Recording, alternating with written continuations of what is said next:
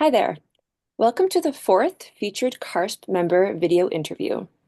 My name is Dr. Emily McCullough, and I am a postdoctoral researcher at York University and current editor of the CARSP Safety Network newsletter. Today, I have the pleasure of interviewing Jennifer Chapman, Manager of Road Safety at the Manitoba Department of Transportation and Infrastructure. Jennifer has spent 20 years working in the public and private sector in the transportation planning and traffic engineering fields, and spent 10 years as part of the executive committee for the Manitoba section of the Institute of Transportation Engineers. Jennifer, welcome. Hi, thank you. Can you start by telling a fun fact about yourself? Sure. I've spent most of my life involved in Winnipeg's Ukrainian dance community in some capacity, mainly as a dancer, but also as a board member, and these days just as a proud mom. My most cherished memory as a dancer happened during my final month of university classes when, like everyone knows, there are all sorts of assignments due and presentations to be made, exams to study for.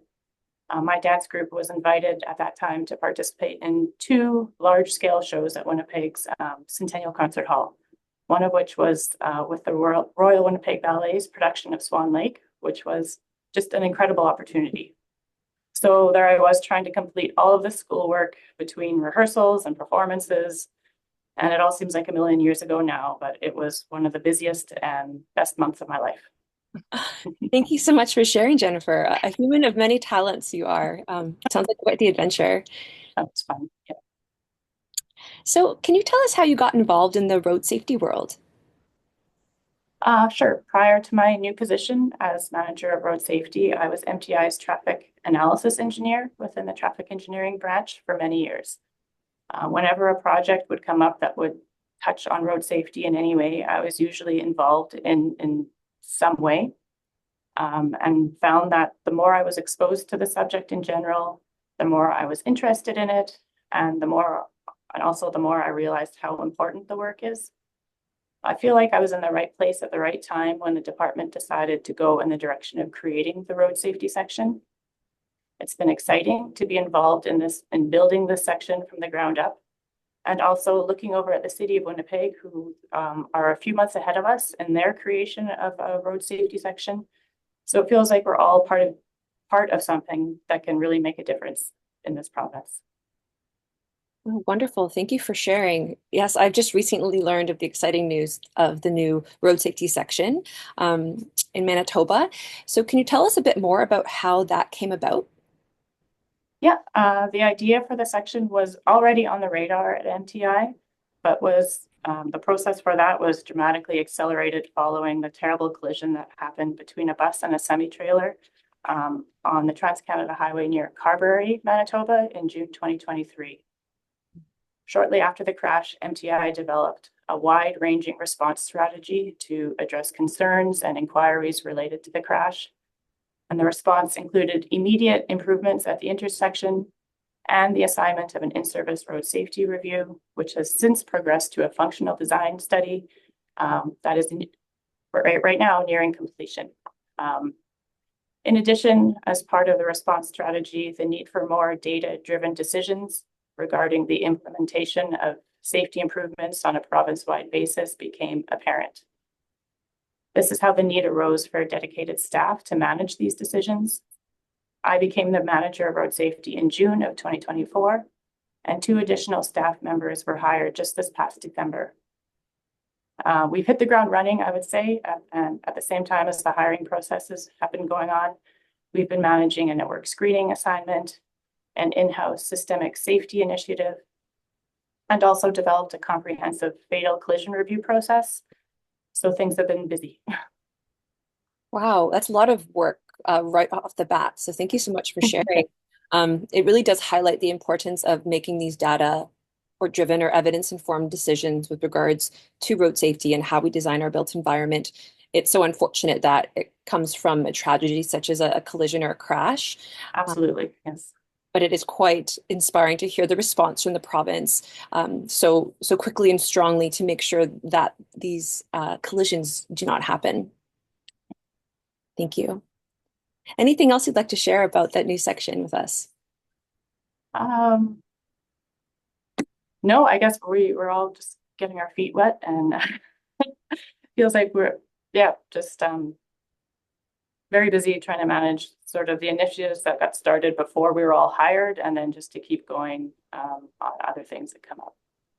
Great. So you mentioned as part of this process, you are in the process of hiring a lot of folks to kind of fill these roles and get this work done.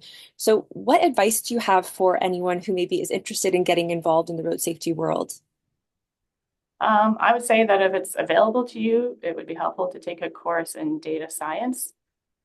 Road safety is all about data, and it seems pretty much like every week I'm learning something new that would have been helpful to know last week. Um, we've been integrating Power BI into our systemic safety work, and it's been fabulous to learn on the fly as we go, but having that kind of expertise in advance would also be a great benefit. Um, Also, extensive knowledge in GIS is another way to get the most bang for your buck when it comes to analysis and road safety projects. My own GIS background is, I would say, mediocre at best. But we have a really great GIS group here at MTI that's very willing to listen to what you need to do and then help to make it happen. So that's been really great. Um, I would also say that it's important to find a way to separate your work life from your life as an average road traveler. A lot of the data and information we're exposed to as road safety professionals is very heavy, and it's difficult to keep that from influencing you while you go about your day-to-day activities. I myself have not been very successful at finding a way to do this, especially in the past few years as my kids have been learning to drive. Um, but I would say that it's important advice to keep in mind. And if you find a way to do it, please let me know.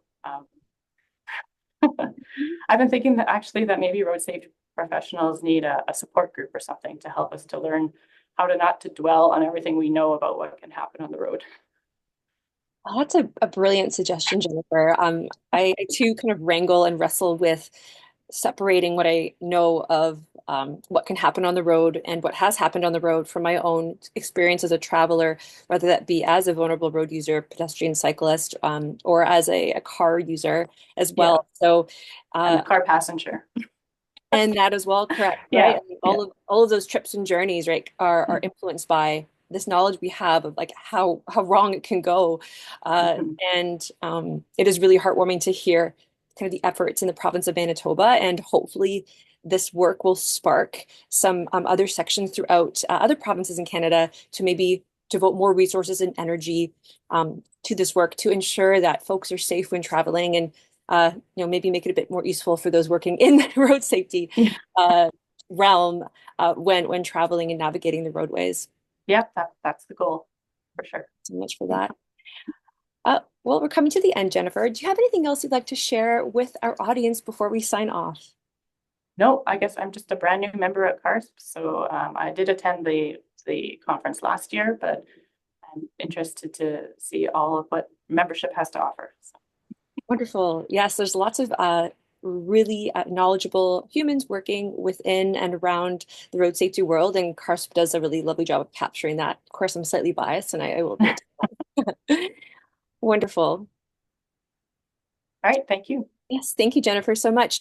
So, again, thank you for your time and to our audience today. For our audience, and Jennifer, for you as well, if there's anyone you know who may be interested in sharing their road safety wisdom and work in a featured CARSP member interview, just like this one, please feel free to reach out to info@carsp.ca. Thank you so much, everyone. Until next time.